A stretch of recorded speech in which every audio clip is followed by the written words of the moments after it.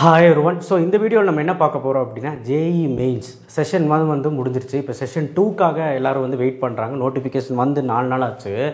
ஆக்சுவலாக வந்து பார்த்தீங்கன்னா நோட்டிஃபிகேஷன்லாம் ஒரு பக்கம் தள்ளி வைக்கலாம். இப்போ செஷன் 1 முடிஞ்சது இல்லையா, அந்த ஜேஇ செஷன் 1ஓட ரிசல்ட் வந்து பார்த்திங்கன்னா நமக்கு February 12ன்னு சொல்லியிருக்காங்க. அது ஆன்சர் கீ, அதுக்கப்புறம் வந்து பார்த்திங்கன்னா நீங்கள் சேலஞ்ச் பண்ணுறது எல்லாமே முடிஞ்சது. அந்த ரிசல்ட்டே வரும் February 12ஆம். ஸோ ஓகே, இந்த செஷன் 1 எழுதினவங்களுக்கும் அண்ட் புதுசாக அப்ளை பண்ண போகிறவங்களுக்கும் இந்த செஷன் 2 ஒரு வாய்ப்பாக அமையும். செஷன் 2 எப்போ, எப்படி, எந்த டைமு எல்லாமே நோட்டிஃபிகேஷன் வந்துருச்சு, நம்ம பார்த்துருவோம். எப்படி அப்ளை பண்ணுறதுன்னு பார்ப்போம் இந்த வீடியோவில். செஷன் 1க்காரங்க செஷன் 2க்கு புதுசாக அப்ளை பண்ணணுமா, இல்லை புதுசாக இப்போது எதுக்கு நான் செஷன் 1 எழுதலைங்க சார், நான் வந்து செஷன் 2 எழுதலாமா, அப்படி எல்லாமே இந்த வீடியோவில் டீட்டெயிலாக பார்க்கலாம். சரிங்களா? இப்போது நோட்டிஃபிகேஷன் வந்திருக்கு, அதை கிளிக் பண்ணுவோம். je.nta.nic.in அந்த வெப்சைட்டில் போய்க்கோங்க.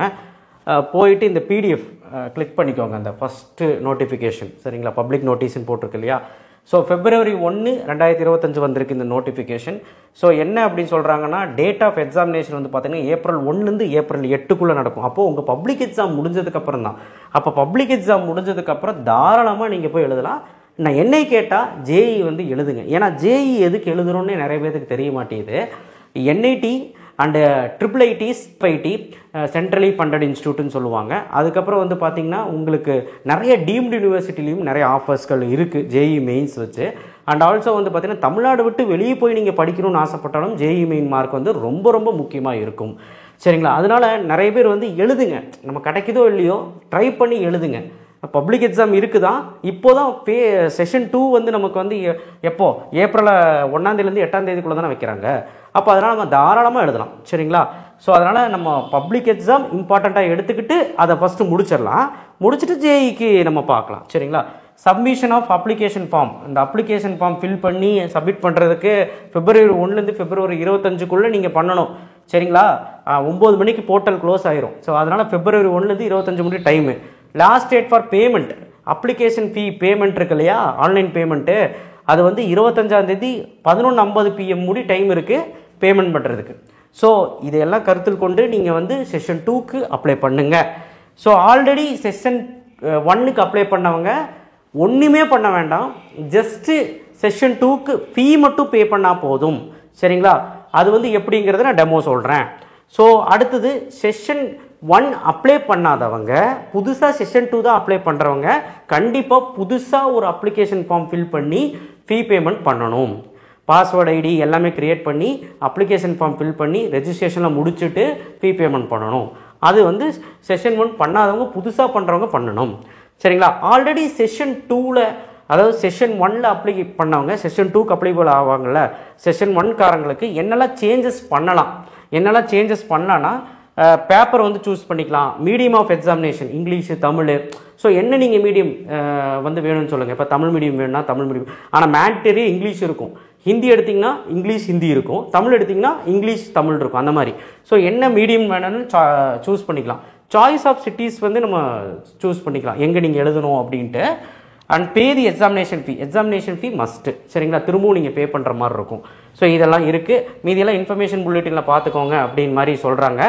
ஸோ பக்கவாக இங்கே வந்து பார்த்திங்கன்னா என்னெல்லாம் வேணும் என்னெல்லாம் வேண்டாம் அப்படின்னு சொல்லி கொடுத்துருக்குறாங்க. ஃபஸ்ட்டு வந்து பார்த்திங்கன்னா செஷன் 1காரங்களுக்கு, அதாவது செஷன் 1 ஆல்ரெடி அப்ளை பண்ணவங்களுக்கு வந்து பார்த்திங்கன்னா கோர்ஸு, அதாவது பேப்பர் என்ன பேப்பர்னு வந்து திரும்பவும் செலக்ட் பண்ணிக்கலாம், மீடியம் செலக்ட் பண்ணிக்கலாம், எக்ஸாமினேஷன் சிட்டி செலக்ட் பண்ணிக்கலாம், ஃபீ பேமெண்ட் செலக்ட் பண்ணிக்கலாம்.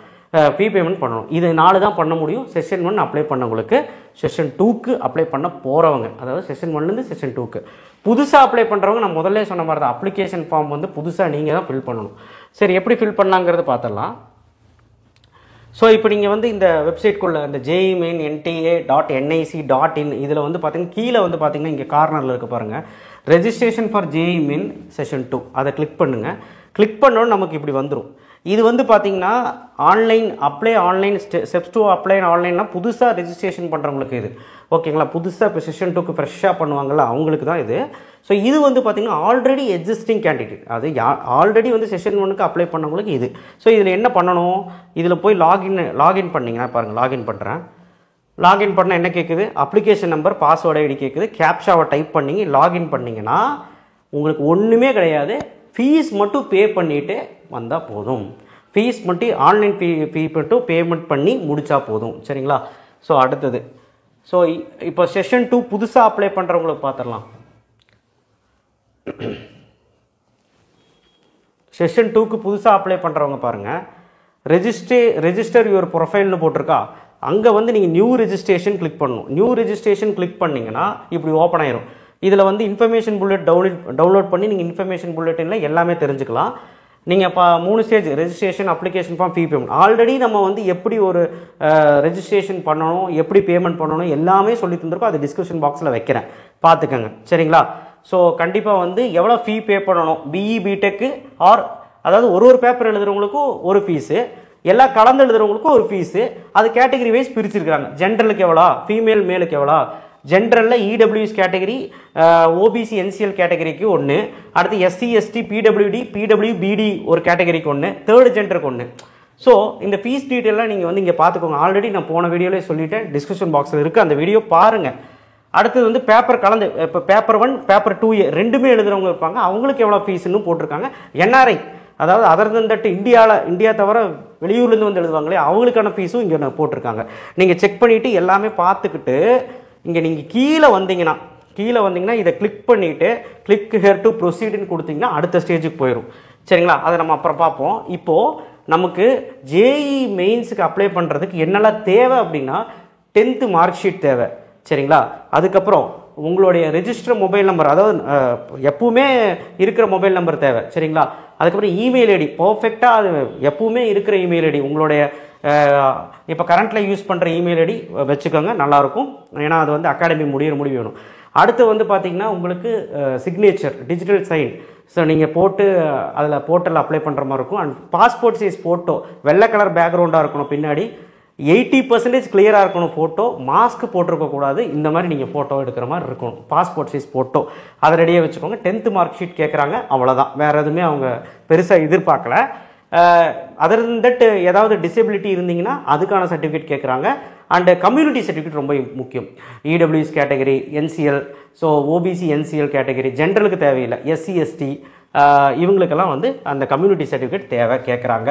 அதையுமே எப்படி ரெடி பண்ணணும் அதுக்கும் நம்ம வீடியோ போட்டிருக்கோம். சரி, இங்கே வந்து பார்த்தீங்கன்னா உங்களுக்கு மெயின் வந்து என்னெல்லாம் தேவை, அது எப்படி நீங்கள் ரெடி பண்ணி வைக்கணும்னு பாருங்கள்.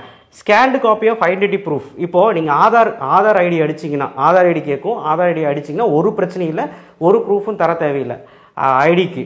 இப்போ ஐடிக்கு வந்து பார்த்தீங்கன்னா ஆதார் கார்டு இல்லை, அதை தந்துட்டு ஆதார் கார்டை தவிர நான் பேன் கார்டெல்லாம் யூஸ் பண்ணுறேன் அப்படின்னா அது நீங்கள் வந்து போர்ட்டலில் வந்து அப்லோட் பண்ணணும். அது ஜேபெக் இல்லை ஜேபிஜி ஃபார்மேட்டில் இருக்கணும். 10 KB to 300 KB வரைக்கும் இருக்கணும், கிளியராக இருக்கணும். அதுக்கும் அவங்க வந்து நேமெல்லாம் சொல்லியிருக்காங்க, நேம் சொல்லலை இதுக்கு. ஸோ நீங்கள் இது வந்து அந்த பேன் கார்டு, டிரைவிங் லைசன்ஸு, என்ன ஐடி நீங்கள் அப்லோட் பண்ணுறீங்கன்னு நினைக்கிறீங்களோ பண்ணுங்கள். அதர் தன் தட் ஆதாரே பெட்டர். ஆதார் வச்சே நீங்கள் மூவ் பண்ணுங்கள். ஆதாரில் இருக்க பேரும் நீங்கள் இதில் அப்ளிகேஷன் நம்பரில் இருக்க பேரும் கரெக்டாக இருக்கிற மாதிரி பார்த்துக்கோங்க. 10th சர்டிஃபிகேட்லையும் கரெக்டாக இருக்கான்னு பார்த்துக்கோங்க. ஒரே நேமாக இருக்கணும். ஏன்னா இது ஒரு பெரிய பிரச்சனை வந்துச்சு செஷன் 1ல். அண்டு ரெண்டாவது வந்து பார்த்தீங்கன்னா ஸ்கேன்டு காப்பி பிடபிள்யூடி பிடபிள்யூபிடி இவங்களுடைய அந்த அப்ளிகபிள் டிசபிலிட்டி சர்டிஃபிகேட்டும் என்ன பிடிஎஃப்ல இருக்கணுங்கிறாங்க. 10 KB to 500 KB வரைக்கும் இருக்கணும். அடுத்து வந்து scanned copy certificate for difficulty in writing exam, அதான் அந்த டிசபிலிட்டிலாம் இருப்பாங்களா, அதர் டிசபிலிட்டி அவங்களுக்குலாம் வந்து பார்த்தீங்கன்னா அதுக்கு ஒரு சர்டிஃபிகேட் வேணும். 10 KB to 500 KB வரைக்கும் அவங்களுக்கு இருக்கணும். ரொம்ப முக்கியம், ஃபோட்டோ எப்படி இருக்கணும் இருங்க சொல்கிறேன். ஃபோட்டோ பாருங்கள், 10th மார்க் ஷீட் எப்படி இருக்கணும்னா நேம் வந்து ரீநேம் பண்ணணும். நீங்கள் ஜேபெக்னு இருக்கும், அதை நீங்கள் ரீநேம் பண்ணணும். உங்கள் கம்ப்யூட்டர்லேயே பண்ணலாம். கிளாஸ் 10 சர்டிஃபிகேட்டுன்னு போடணும், ரீநேம் பண்ணி கரெக்டாக போடணும், இல்லைனா எடுத்துக்காது. PDF ஃபார்மேட் இருக்கணும். 10 KB to 300 KB வரைக்கும் இருக்கணும். அப்புறம் உங்களோட சிக்னேச்சர் கிறிஸ்டல் கிளியராக கரெக்டாக இருக்கணும். ஜேபெக் ஃபார்மேட் ஜேபிஜி ஃபார்மேட்டில் இருக்கலாம், கிளியராக இருக்கணும். கரெக்டாக வந்து பார்த்தீங்கன்னா 10 KB to 50 KB முடி இருக்கணும். என்ன நேம் கொடுக்கணும், சிக்னேச்சர் நேம் கொடுங்க, அந்த ஃபைல் நேமை. ஸோ இதெல்லாம் வந்து அப்படி பண்ணிக்கோங்க. ஐடி ப்ரூஃபும் நான் சொல்லிட்டேன். ஸோ எனிவே எல்லாமே டீட்டெயிலாக நான் வந்து அந்த வீடியோவில் சொல்லியிருக்கேன், நீங்கள் பாருங்கள். செஷன் 2க்கு கண்டிப்பாக அப்ளை பண்ணுங்கள். ஒரு 1000 ரூபா கொடுத்து அப்ளை பண்ணுறதுல தப்பு கிடையாது. ஏன் நான் சொல்கிறேன்னா, நான் முதல்ல சொன்ன மாதிரி தான், ஒரு NITலேயோ ஒரு IIITலேயோ ஒரு சென்ட்ரலி ஃபண்டட் இன்ஸ்டியூட்லேயோ ஒரு வந்து பார்த்திங்கன்னா ஒரு டீம்டு யூனிவர்சிட்டி, இப்போ அமிர்தா VITலாம் எடுத்துக்கிட்டிங்கன்னா இந்த மாதிரி ஜேஇ மெயின்ஸ் மார்க் வச்சு நம்ம உள்ளே போகலாம். அதுக்கப்புறம் அந்த தமிழ்நாடை தவிர நீங்கள் வெளியே போய் படிக்கணும்னாலும் ஜேஇ மெயின்ஸ் மார்க் வச்சு நம்ம போகிறக்கான வாய்ப்புகள் நிறைய யூனிவர்சிட்டியில் எடுத்துக்கிறாங்க. இதெல்லாம் மாணவர்களை மிஸ் பண்ணுறீங்க. ரொம்ப முக்கியம், ஐஐடியில் படிக்கிறதுக்கு ஜேஇ மெயின் மார்க் ரொம்ப முக்கியம். ஏன்னு உங்களுக்கு தெரியும், ஜேஇ அட்வான்ஸ் எழுதுகிற மூலிமா ஐஐடிக்கு போகலான்னு உங்களுக்கு நல்லா தெரியும். ஜேஇ மெயின் எழுதினா தான் ஜேஇ அட்வான்ஸுக்கு போக முடியும். ஜேஇ மெயின் எழுதி அந்த 1.5 லட்சம் ரேங்க்குள்ளே நம்ம வரணும். சரிங்களா, அது 1.5 லட்சமாக என்னன்னு தெரியல, நான் பார்த்து சொல்கிறேன். அது அந்த ரேங்க்குள்ளே வரணும். ஸோ அது எழுதினா தானே முடியும். ஃபஸ்ட்டு ஜேஇ மெயினை எழுதுங்க, அப்ளை பண்ணுங்கள். இன்னும் 20 நாள் டைம் இருக்குது. சரிங்களா, நான் சொல்லணும்னு நினச்சா சொல்லிட்டேன். ஆல்ரெடி அப்ளை பண்ணவங்க பிரச்சனை கிடையாது. அப்ளை பண்ணாதவங்க, புதுசாக அப்ளை பண்ண போகிறவங்களுக்கு நான் டெமோ கீழே டிஸ்கிரிப்ஷன் பாக்ஸில் அந்த வீடியோ வச்சுருக்கேன், நீங்கள் பாருங்கள். தேங்க்யூ. ஷேர் பண்ணுங்கள், சப்ஸ்கிரைப் பண்ணுங்கள், மறக்காம பெல் ஐக்கானை ப்ரெஸ் பண்ணுங்கள். தொடர்ந்து நம்ம சேனலை ஆதரிங்க. ஏன்னா கரியர் கைடன்ஸ் பாத் ரொம்பவே இருக்குது. நம்ம சேனலில் எல்லாமே வரும். 12th தவிர 12th முடிஞ்சதுக்கப்புறம் எல்லாமே நம்ம சேனல் இருக்கும். அதனால் சப்ஸ்கிரைப் பண்ணி வச்சுக்கோங்க. உங்கள் ஃப்ரெண்ட்ஸுக்கும் இது சொல்லுங்கள். தமிழ்நாடு மாணவர்கள் ஒரு விழிப்புணர்வே இல்லாமல் இருக்காங்க. நிறைய பேத்துக்கு இது தெரியறதில்ல. போய் எழுத சொல்லுங்கள். சும்மாவது போய் எழுதிட்டு வாடா, கடைசியில் எதுக்காவது யூஸ் ஆகும். சரிங்களா, தேங்க்யூ.